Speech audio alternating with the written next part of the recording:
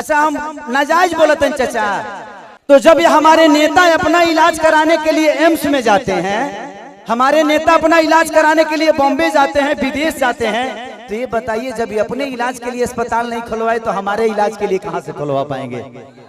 मेरी उम्र आज 28 से 30 बरस की हो गई। 30 बरस से हो सकता है 5 बरस बाद मुझे होश आ गया होगा।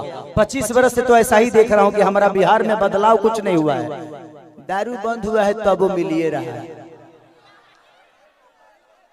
इसमें दोष हम सरकार को नहीं देंगे, क्योंकि हमारे पास रोजी नहीं है। हम अपनी रोजी ढूंढते हैं, वो चाहे हमें नशा में मिले या बुराई करके मिले या किसी का मर्डर करके मिले।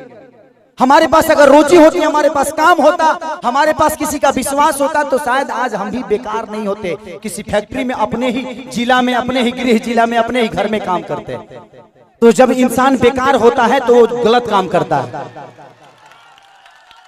तो गलत काम तभी होता है जब इंसान फुर्सत में होला। एक गलत काम हो टाइम ना मिले। अच्छा बताओ, तार गेहूं के दमरी आई तो तू दूसरा के टिकोड़ा तुरे जीबो, तू अपन गेहूं दई बना। तो जब हमारे पास अपना वर्क होता, हमारे पास फैक्ट्रियां होती, तो आज हमारे भी घर की औरतें अपने पति के साथ रहती। ये अपने पति के लिए तरसती नहीं कि होली में आएंगे तो दीपावली में आएंगे। आज हम अपने बच्चों के साथ होली मनाते, दीपावली मनाते। हमें दीपावली मनाने के लिए किसी का परमिशन लेना पड़ता है, किसी से लेटर देना पड़ता है कि सर हमको जाना है अपने बीबी के पास, छठ आ गया है। तो हमें तो त्योहार मनाने की भी आजादी नहीं मिलती है। ऐसे राज्य में हम पैदा हो गए हैं। हमें ऐसे राज्य से नफरत नहीं है, लेकिन यहाँ के सिस्टम से मुझे नफरत है कि यहाँ के सिस्टम हमें कहीं का नहीं छोड़ा, कहीं ले ही नहीं गया। इनका एक ही काम है, जब बाढ़ आई ना, इलेक्शन के बाद हमें रोज मिली। अगर इलेक्शन बा जहाँ बाढ़ आई कि चिवड़ा खात खात पेट मॉल हो जाए, खूब खाए बरवा चिवड़ा। लेकिन यही इलेक्शन बीतते ही एक भी आदमी, हाँ, जो आपके दर्दों को समझता है। मैं किसी राजनेता पे उंगली नहीं उठा रहा हूँ, मैं सिस्टम पे बात कर रहा हूँ। आज अगर यहाँ फिल्म सिटी बन जाए तो मुझे लगता है कि खेसारी लाल यादव यूपी में शूट करने जाते हैं, वहां पे कम से कम 60 से 70 लाख रुपया भैया प्रोड्यूसर और डायरेक्टर यूपी सरकार को दे के आता है। वहां कम से कम 300 लोगों को रोज रोजी मिलेला। रोज कलाकार हो जी पैदा होले, रोज कलाकार काम करेले। लेकिन बिहार सरकार के कोनो चिंता नहीं है।